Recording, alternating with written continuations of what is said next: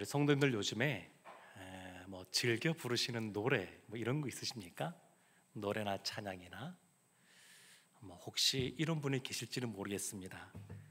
가는 세월 그 누구가 잡을 수는 있나요? 만약에 이런 노래를 부른다 그러면 어떤 마음으로 이런 노래를 부를 것 같습니까? 아니면 또 우리 조금 전에 불렀던 것처럼 아무것도 두려워하지 말라, 두려워 말라, 주 나의 하나님이 너를 지키신다, 이런 찬양을 부르신다 그러면 어떤 상황에 있길래, 그 마음이 어떠하길래 이러한 노래들을 부르게 될까요? 오늘 본문은 시편 90편인데 시편에 보면 다윗이 많은 시를 썼지만 다윗 말고 다른 사람들도 시를 많이 썼습니다. 그 중에 오늘 이 90편은 저자가 모세입니다. 모세가 쓴 시예요. 근데 모세가 쓴 이 90편 위에 보면 제4권 이렇게 표현이 되어 있죠. 제4권. 그러니까 시편이 총 150편으로 되어 있는데 그것을 5개의 권으로 묶어놨습니다.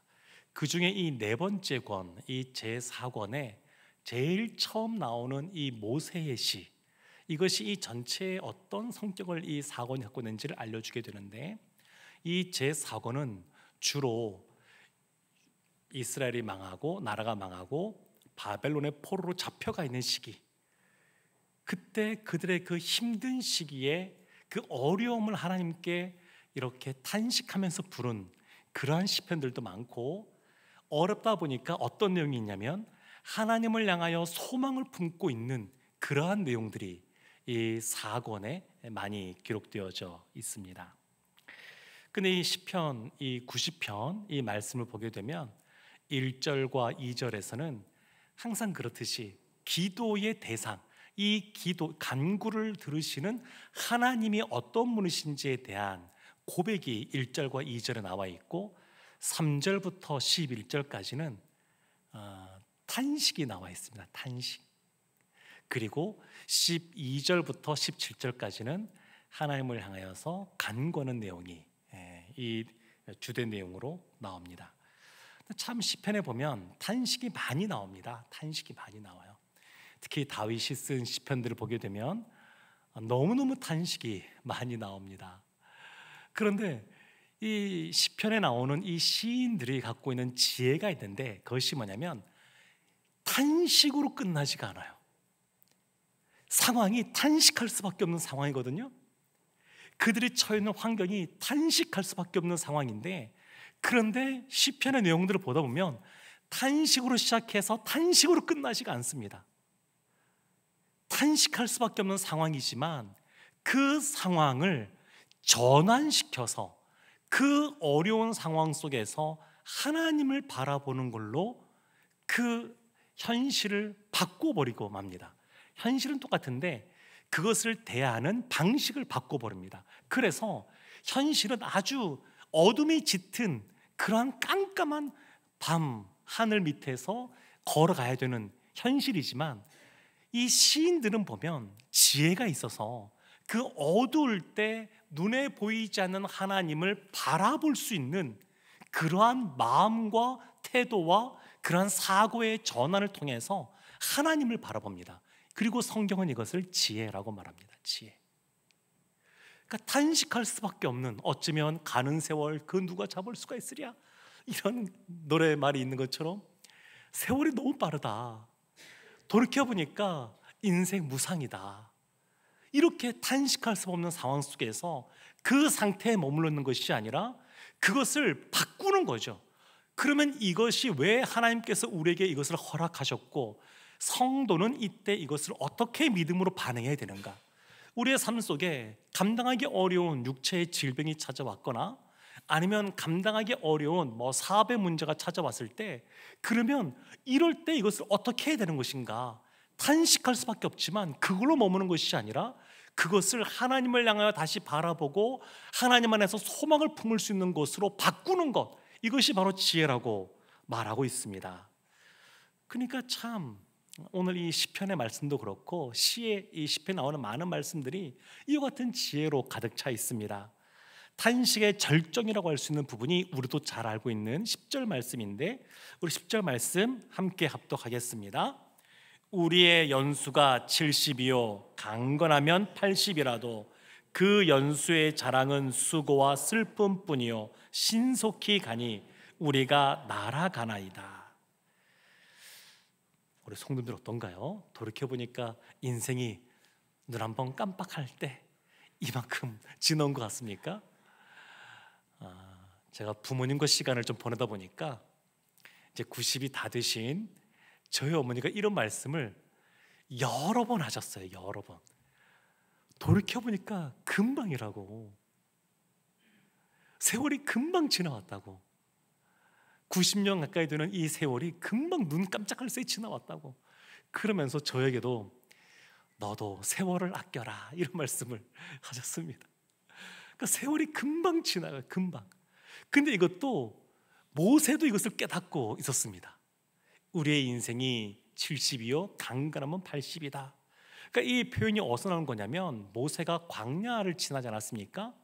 광야를 지날 때, 그때 정탐꾼들의 보고가 있었을 때에, 12명의 정탐꾼들의 보고가 있었을 때에 사람들이 믿음으로 반응하지 못한 것 때문에 하나님이 40년 동안 광야에 머물게 하시고, 그리고 그 땅에서 20세 이상 되는 사람들, 성인 20세 이상 되는 사람들은 여호수아와 갈렙을 빼고는 약속의 땅에 들어가지 못한다, 이렇게 말씀하셨습니다. 그래서 광야에서 사람들이 70세 정도만 되면 다 하나님께로 돌아가는 겁니다. 강건한 사람이 80세까지 살아가는 모습들을 보는 겁니다. 그 모세가 그걸 보는 거죠. 우리의 인생 연수가 70이요 강건하면 80이지만, 그런데 이것을 뭐라고 규정하냐면, 연수의 자랑은 수고와 슬픔뿐이다. 수고와 슬픔뿐이다.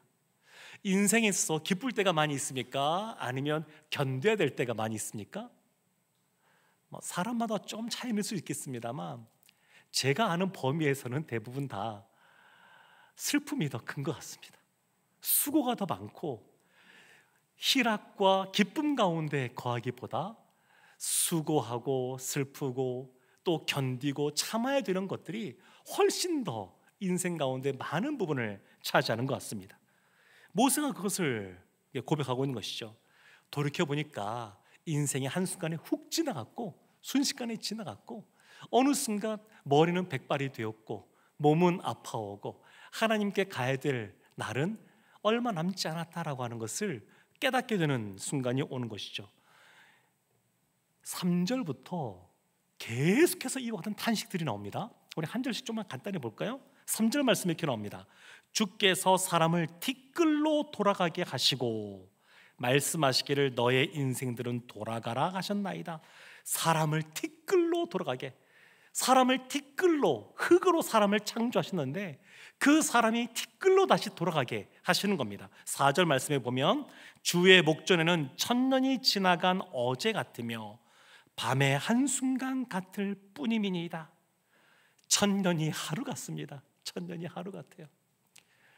하나님 나라에서는 그렇습니다. 우리 인생도 보면 밤의 한순간 같이 순식간에 이 세월이 지나가고 맙니다.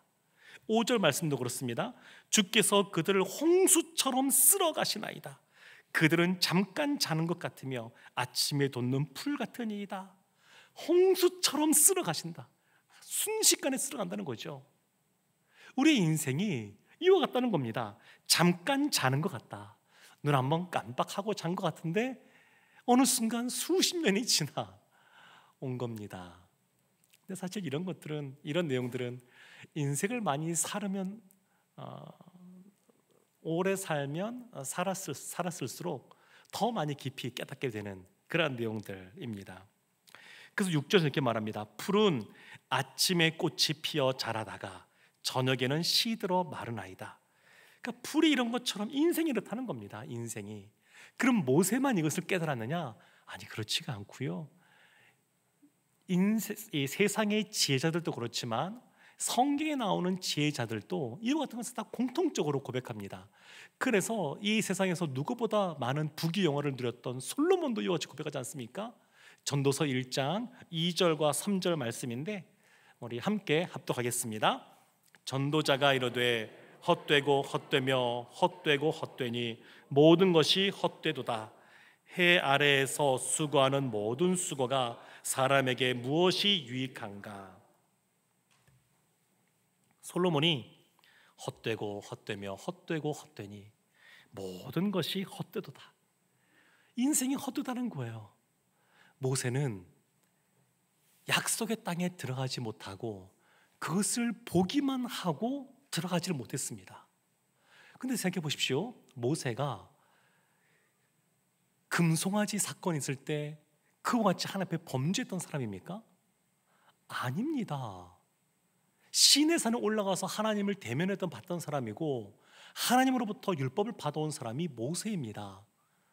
40년의 세월 이집트 왕자로서 살아갈 때에 참 많은 것들을 배우고 많은 걸 누리며 살았지만 그 이후에 40년 광야 세월을 보내면서 자신이 아무것도 아님을 깨닫게 되고 그리고 그 이후 80세부터 120세까지 40년 동안 하나님 앞에 누구보다 온유한 자로서의 삶을 살았던 사람이 모세입니다. 그냥 하나님을 모르고 아무렇게나 삶을 살아가는 사람이 아니고 또 하나님을 안다고 하지만 또 하나님 뜻대로 살지 않았던 사람이 아니라 모세는 하나님을 경외하는 사람이었고 하나님 말씀에 순종하는 온유한 사람이었습니다. 근데 그와 같은 삶을 살았던 모세도 인생이 헛되다 라고 말할 만큼 인생이 금방 지나가고 말았다고 고백하고 있고 세상의 모든 것을 누렸던 이 솔로몬도 인생이 헛되다 이렇게 말하고 있습니다. 성경에 나오는 아브라함, 이삭, 야곱 다 마찬가지입니다. 야곱도 보면 겉으로 볼 때는 모든 것을 다 가진 것 같습니다. 누리는 것 같습니다. 야곱이 보면 둘째로 태어났지만 이러저러해서 장자권도 가지고 왔습니다. 그리고 아내가 무려 4명입니다. 아들만 12명이에요. 그리고 거부입니다. 엄청난 부자예요. 근데 이 야곱이 130세에 바로 앞에 갔을 때 뭐라고 고백하냐면 제 나이가 130세인데 험악한 나그네 인생을 살아왔습니다. 그렇게 고백합니다. 많은 걸 소유하고 있습니다. 많은 걸 가졌습니다. 사람들이 어쩌면 저런 인생을 살고 싶다 그렇게 사람들이 우러러보는 그런 사람으로 있었습니다. 그럼에도 불구하고 자신의 인생이 나그네 인생이라고 고백합니다. 그러니까 모든 사람들이 다 마찬가지죠.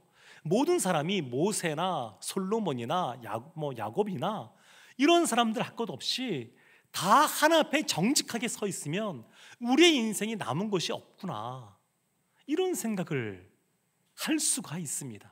세월이 금방 지나왔다고 하는 것을 고백할 수가 있습니다. 재미있는 건 뭐냐면 청소년기 또 어쩌면 청년들도 그럴지 모르겠습니다. 특히 청소년 때면 나이가 좀 빨리 들고 싶어 합니다. 중학생인데 벌써 어른처럼 대우받기를 원합니다. 근데 나이가 한 30쯤만 되어도 어려 보이길 원합니다. 그렇지 않습니까?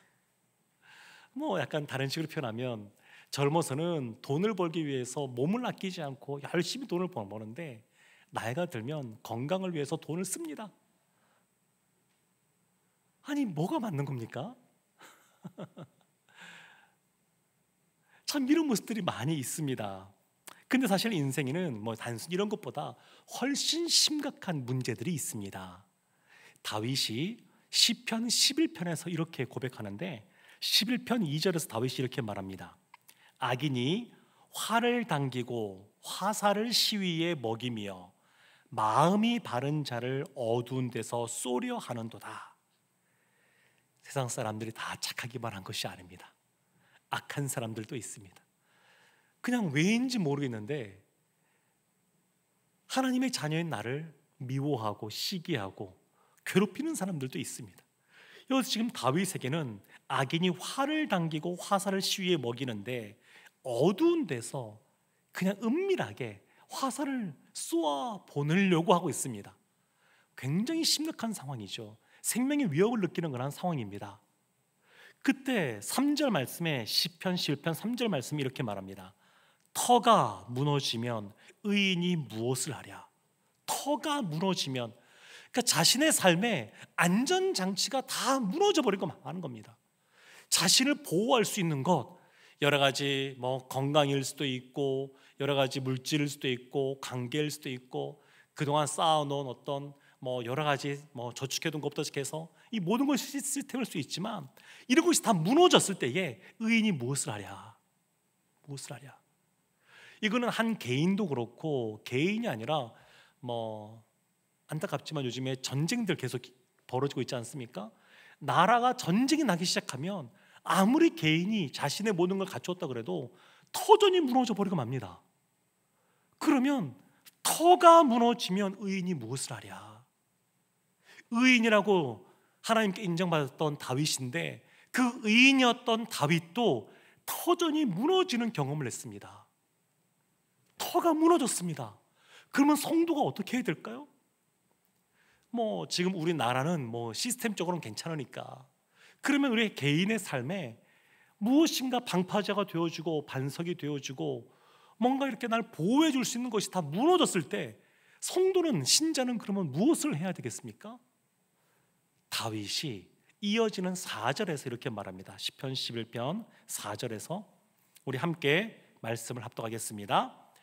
여호와께서는 그의 성전에 계시고 여호와의 보좌는 하늘에 있으며 그의 눈이 인생을 통촉하시고 그의 안목이 그들을 감찰하시도다.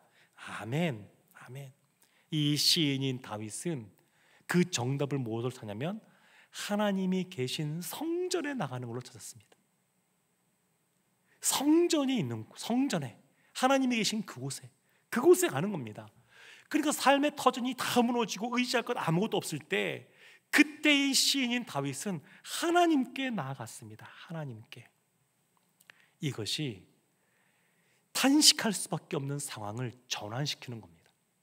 무엇이 바꿀까요? 다윗은 성전에 가는 걸 통해서 그 상황을 바꾸었습니다. 이게 지혜입니다. 우리 삶 속에 나이가 많이 들어서 세월도 야속하다, 이런 탄식이 있을 때 그 탄식으로 머무는 것이 아니라 그것을 바꿀 수 있는 것이 있는데, 그것은 주님 앞에 나가는 겁니다. 주님 앞에. 우리의 삶에 여러 가지 문제들이 있습니다. 어려움들이 있습니다. 그때 그 상황을 바라보는 것이 아니라 하나님을 바라보면 상황 자체가 달라지게 됩니다. 우리 내면에 돌파할 수 있는 힘들이 생깁니다.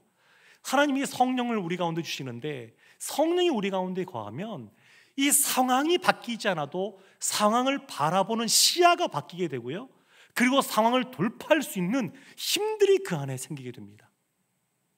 그래서 이것을 바꾸는 것이 필요합니다. 바꾸는 것. 모세도 이것을 알고 있었습니다. 그래서 12절 말씀에 모세가 이렇게 고백합니다.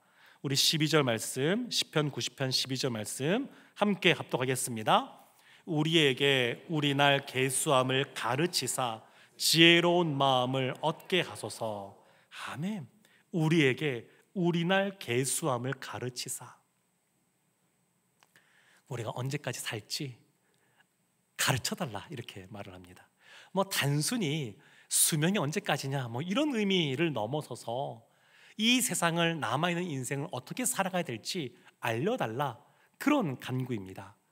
지금 우리의 인생이 70이요 강건하면 80. 근데 모세는 지금 이때 100세가 훌쩍 넘었을 거거든요. 어쩌면 이제 마지막 들어가기 전에 썼다 그러면 120세를 달려가고 그럴 때인데, 그러면 자신은 벌써 그런 세월을 지나섰습니다. 지나섰는데, 근데 그 언제까지 이 생을 살아가게 될지, 그리고 무엇을 살아가야 될지 가르쳐 달라, 이렇게 간구하고 있습니다. 그래서 지혜로운 마음을 얻게 하소서. 지혜가 뭐냐? 하나님께서 우리에게 허락하신 날이 있고 그 날 동안에 해야 될 것이 있는데, 그것을 알려주시는 것, 그것을 내가 아는 것, 이것이 지혜로운 마음이라고 말하고 있습니다. 사랑하는 성도 여러분, 모세는 이 가르치사라고 하는 이 표현이 사실은 굉장히 어찌 보면 당돌한 표현이기도 합니다. 모세가. 왜냐하면 하나님 저에게 알려주세요 뭐 이런 것이 아니라 그냥 하나님을 대면했던 모세였으니까 마치 친구처럼 그거 저에게 가져다 주세요 이런 의미입니다. 여기서 가르치사 이 단어의 뉘앙스가, 그러니까 저에게 꼭 알려주세요 이것이 아니라 무엇인가 뭐 맡겨둔 사람인 것처럼 그냥 저에게 그냥 알려주세요, 이렇게 저에게 가져다 주세요, 이렇게 지금 모세가 간구하고 있습니다. 하나님 앞에 그렇게 지혜를 가져다 달라고 말하고 있습니다. 그래서 우리가 오늘 이 말씀을 통해서 깨달아야 될 지혜가 있다 그러면 첫 번째, 그것은 우리의 연수가 짧다라고 하는 것, 그걸 깨달아야 됩니다. 천년만년 살아가는 것 아니요, 우리의 인생 100세 시대라고 하지만 좀 지나면 진짜 100세 넘으시는 분들이 많이 계실 것 같아요. 그렇단다 할지라도 대략 예상되지 않습니까? 뭐 지금 평균 연령이 80대라 그러면 그렇다 그래서 한순간에 120세를 살겠습니까? 그러니까 사실 얼마 남지 않았습니다. 그래서 루터 같은 경우에는 뭐라고 말하냐면 우리는 날마다 죽노라 그렇게 표현했습니다. 날마다 산다가 아니라 하나님 나라에 가야 될 날이 정해져 있으니까 하루하루 나는 죽어간다 이렇게 표현했습니다. 그러니까 그렇게 길지 않아요. 그래서 그것을 아는 것이 필요합니다. 우리 연수가 길지 않다라고 하는 것, 그 10절 말씀을 다시 한번 우리 합독 한번 해보겠습니다. 우리의 연수가 70이요 강건하면 80이라도 그 연수의 자랑은 수고와 슬픔뿐이요 신속히 가니 우리가 날아가나이다. 아멘. 세월이 날아가니까 그럼 우리가 어떻게 해야 될까요? 세월이 날아가는데, 인생이 짧은데, 그러니까 인생을 낭비하지 말라는 겁니다. 우리 청년들도 같이 계시는데 이 청년 때 그러니까 성실하시고 게을러서는 안 됩니다. 인생을 살아가면서 여러 가지 뭐 젊은 세대 참 쉽지가 않죠. 우리나라 근대화된 이후에 역사상 이전 세대보다 가난한 세대가 지금 젊은 세대 아니겠습니까? 그게 현실적으로 쉽지가 않습니다. 그러면 이 사회 시스템이 그렇다 그래서 단식만 하고 한탄만 하고 그냥 거기에 좌절하고 있을 겁니까? 그럴 수 없습니다. 그런 것이 아니라 한탄하고 낙심하면서 허송세월 보내는 것이 아니라 이 상황 속에서도 하나님께서 나를 향한, 우리를 향한 큰 뜻이 있음을 알고 하나님 앞에서 성실하게 살아가는 모습이 있어야 됩니다.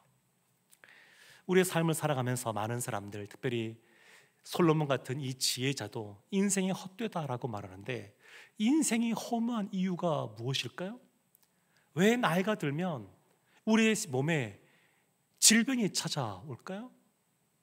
왜 우리의 수명은 이 땅에서 영원히 살지 않고 끝이 있을까요? 모세도 그것을 알고 있어서 이렇게 고백합니다. 시편 90편 8절에 이렇게 말합니다. 주께서 우리의 죄악을 주의 앞에 놓으시며 우리의 은밀한 죄를 주의 얼굴빛 가운데 두셨사오니. 죄. 사실은 인생이 허무하고 헛되다고 느껴지는 것은 우리의 죄 때문입니다. 죄 때문에. 질병이 찾아오고 죽음이 우리 가운데 있는 것도 죄 때문입니다. 죄. 그래서 우리가 인생이 짧다라고 하는 것을 아는 것도 필요하고, 또 무엇이 필요하냐면 죄 때문에 우리의 인생이 망가진다는 것도 알아야 됩니다. 왜 청년 때에 꿈을 꾸지 못할까요? 왜 청년 때에 소망을 갖고 힘있게 달려가지 못할까요? 죄 때문입니다. 죄 때문에. 죄가 우리로 하여금 소망을 갖지 못하게 만들고, 죄가 우리로 하여금 인생을 허무한 걸로 인식하게 만들기 때문입니다. 그래서 인생이 짧다는 것도 깨닫는 것이 지혜이고, 두 번째 지혜는 우리를 망가뜨리는 것이 죄라고 하는 것도 깨닫는 것이 필요합니다. 그래서 모세가 뭐라고 고백하냐면 시편 90편 11절에 이렇게 말합니다. 우리 11절 말씀 함께 합독하겠습니다. 누가 주의 노여움의 능력을 알며 누가 주의 진노의 두려움을 알리까? 그러니까 연수가 짧다라고 하는 것, 우리의 인생의 날수를 계산하면서 동시에 죄의 문제를 해결하는 데 힘써야 됩니다. 그러니까 죄는 예수 그리스도께서 십자가의 보혈로 우리의 죄를 해결해 주셨죠. 그렇지만 여전히 우리가 죄인된 본성이 있어서 그러한 그 이미 의롭다고 칭함받았지만 죄로부터 완전히 자유로워진 것이 아니라 여전히 그 죄와 바울이 그랬던 것처럼 피 흘리기까지 싸워가는 모습이 있어야 됩니다. 8절에도 은밀한 죄 이런 표현이 나와 있는 것처럼 죄는 겉으로 드러난 죄, 사람들이 다 아는 죄, 나도 알고 남도 아는 그런 죄도 있고, 또는 드러나지 않은 은밀한 죄도 있습니다. 또는 내가 깨닫고 아는 그런 죄도 있지만 나도 잘 깨닫지 못하는, 스스로도 잘 알지 못하는 그러한 죄도 있습니다.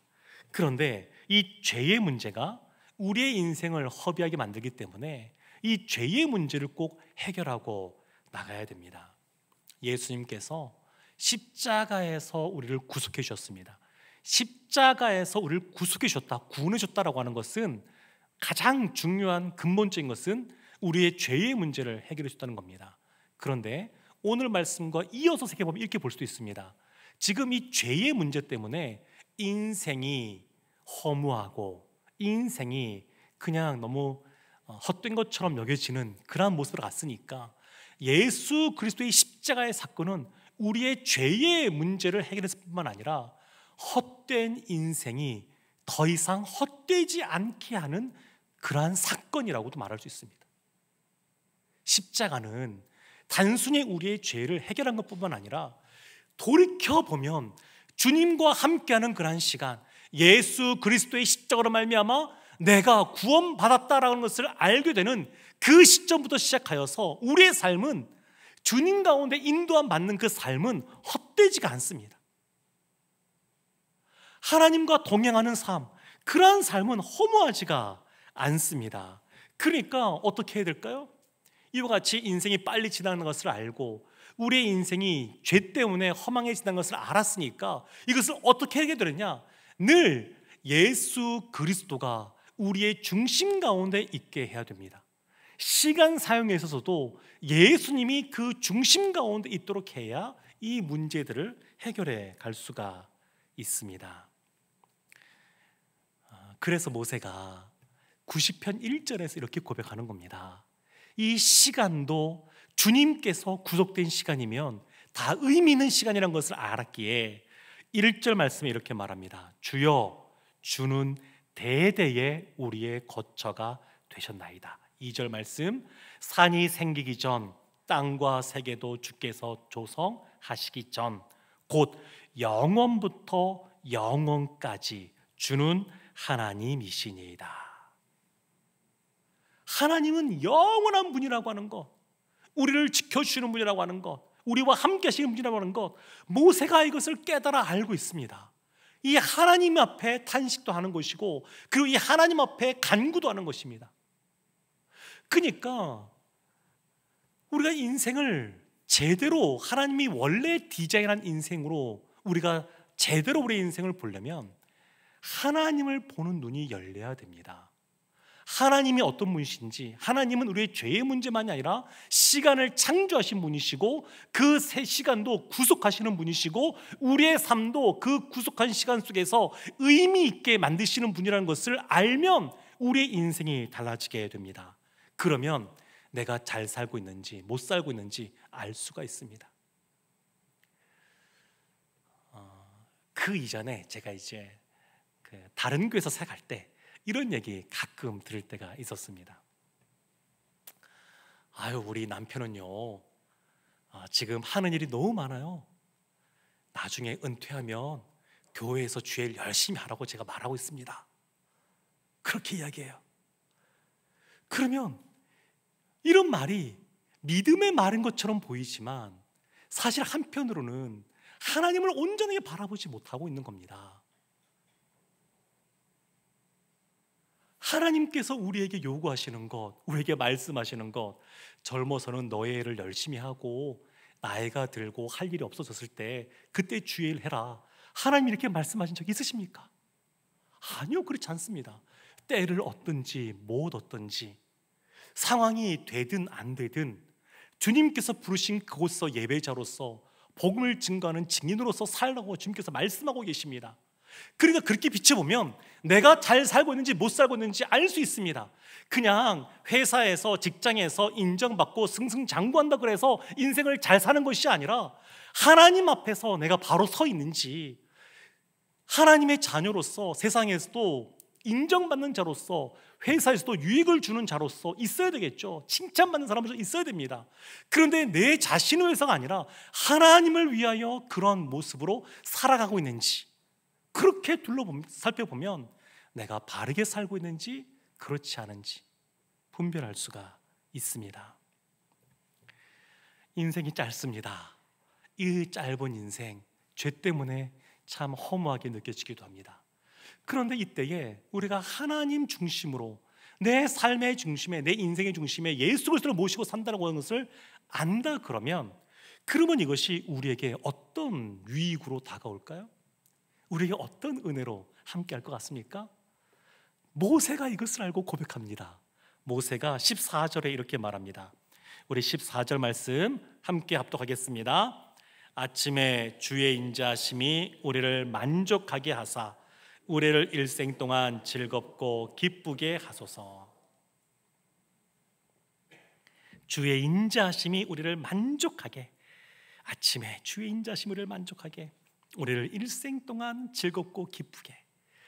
그러니까 하나님은 우리가 이 세상에서 그냥 슬프고 그냥 수고로이 힘들게만 살기를 원하지 않으십니다. 기쁘고 즐겁게 일생 동안 살 수가 있습니다. 모세가 그것을 간구하고 있어요. 그러니까 아침마다, 그러니까 아침에 우리가 눈을 뜨게 되면, 야, 하나님이 오늘도 나에게 새 생명을 주셨구나, 이렇게 고백하면 참 좋겠죠? 이번에 한 달 동안 저희 법령가 있으면서 저희 아버지가 이것을 다 생각하고 말씀하시는지 어떤지는 모르겠습니다만 아침에 일어나서, 새벽에 일어나서 이 말씀을 자주 하셨어요.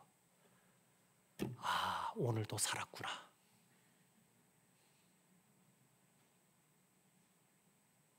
그것은 사실 밤새도록 누워 잠자기가 힘들어서 사실은 그렇게 말씀하신 거라고 저는 알고는 있습니다.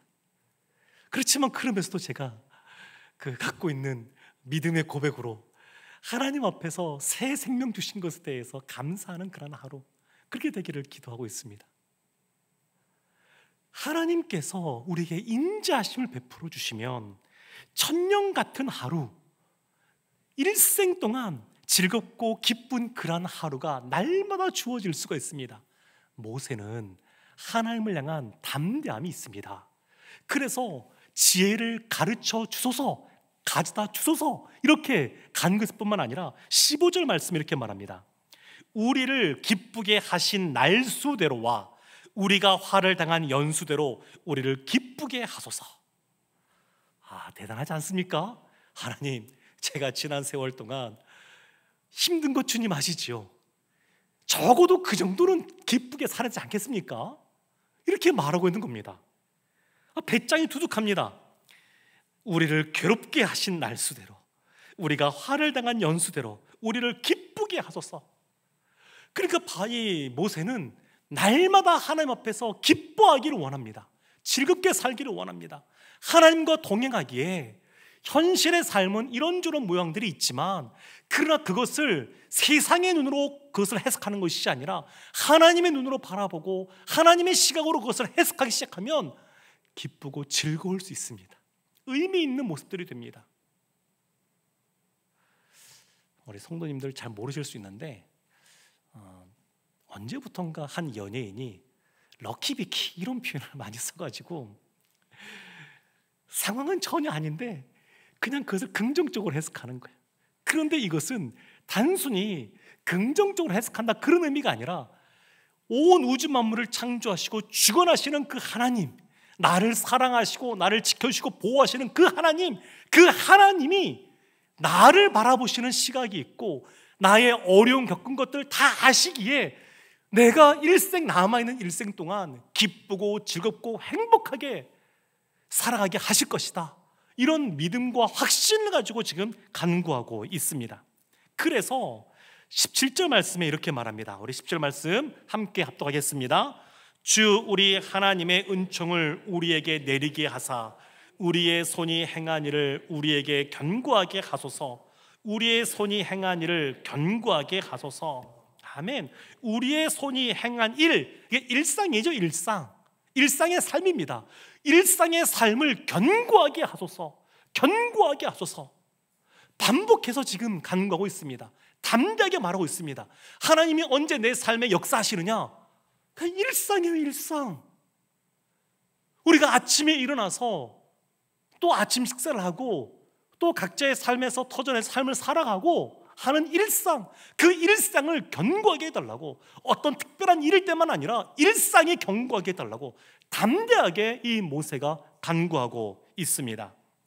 덧없어 보이는 그런 인생 가운데 삶을 살아간다고 해서 다 헛된 것이 아니라 그 덧없는 인생 가운데 죄의 문제를 해결하신 그 예수님, 시간을 구속하신 그 예수님 안에서, 하나님 안에서 더 기쁘고 행복하고 하나님 주신 은혜로 견고한 삶을 살아가는 우리 모두가 되기를 원합니다. 이것은 단순히 내가 하나님께서 공급해 주시는, 우리가 하나님께서 공급해 주시는 것을 받아 누리는 것만으로 되는 것이 아니라 아예 하나님의 계신 그곳, 하나님의 세계, 하나님의 나라에 내가 들어가야 누릴 수 있는 그런 은혜입니다. 단순히 하나 구해서 하나 받는 그런 그 은혜가 아니라 그냥 은혜 자체이신 그 하나님 나라에 내가 들어가면 모세처럼 이와 같이 담대하게 기도할 수 있습니다. 이렇게 간구할 수가 있습니다. 인생이 헛되지 않습니다. 눈 깜빡하면 지나가는 수십 년의 삶이란다 할지라도 의미 없는 것이 아닙니다. 하나님 안에 있으면 그 모든 것이 다 의미가 있습니다. 사랑하는 성도 여러분, 이와 같이 예수 그리스도를 우리 인생의 중심에 두고 주님 안에서 의미 있는 삶, 기쁘고 행복한 삶을 살아가는 우리 모두가 되기를 주님의 이름으로 축원합니다. 아멘.